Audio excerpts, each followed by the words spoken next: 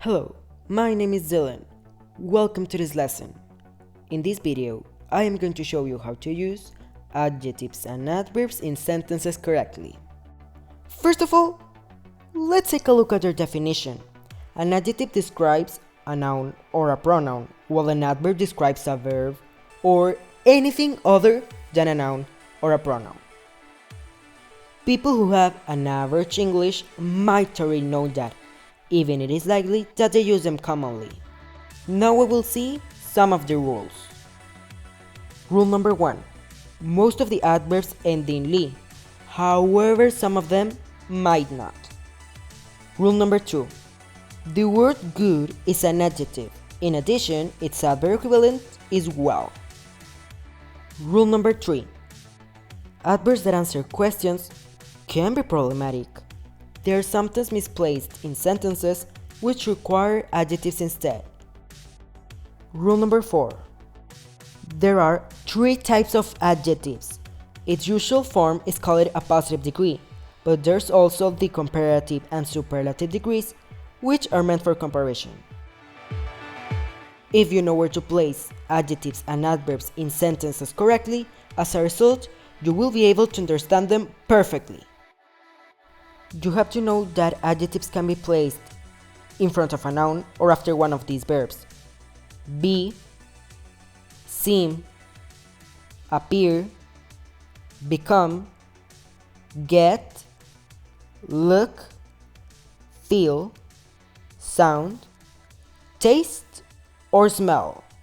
Adverbs can be placed at the beginning, at the end, after the verb to be and all auxiliary verbs, or before all the other verbs.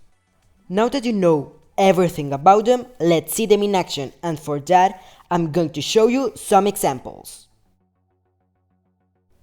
Okay, so let's start with example number 1. We will use the words nice and nicely. They refer to pleasant. Sentence number 1. She is a nice person. Sentence number 2. She treated us nicely. I used an adjective in the first sentence since it is describing the attitude of the noun person. I chose an adverb in the second sentence because it is describing the verb treated. Example number 2. We will use the words wise and wisely. They refer to intelligence. Sentence number 1. He is a wise mathematician. Sentence number 2. He answered the math exam wisely. In the first sentence, I used an adjective since it is describing a quality of the noun mathematician. In the second sentence, I chose an adverb since it is describing how he made the action answered. Example number 3. We will use the words patient and patiently. They refer to tolerance. Sentence number 1. He is a patient doctor. Sentence number 2. The doctor made the operation patiently. In the first sentence, I used an adjective since it is describing a quality of the noun doctor, and in the second sentence, I used an adverb because it is describing how he made the action operation. Example number 4. We will use the words quiet and quietly. They refer to the absence of noise. Sentence number 1. They are quiet writers. Sentence number 2. They were writing quietly. The first sentence has an adjective since it is describing a quality of the noun writers, and in the second sentence, I used an adverb because it is describing how he made the action writing. Example 5. We will use the words slow and slowly. They refer to lack of speed. Sentence number 1. The turtle is slow. Sentence number 2. The snail walked slowly.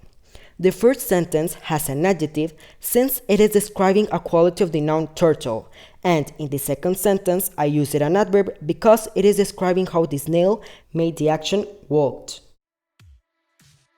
Finally, we're going to review this topic with a brief analysis of what we saw. An adjective describes a noun or a pronoun, while an adverb describes a verb or anything other than a noun or a pronoun.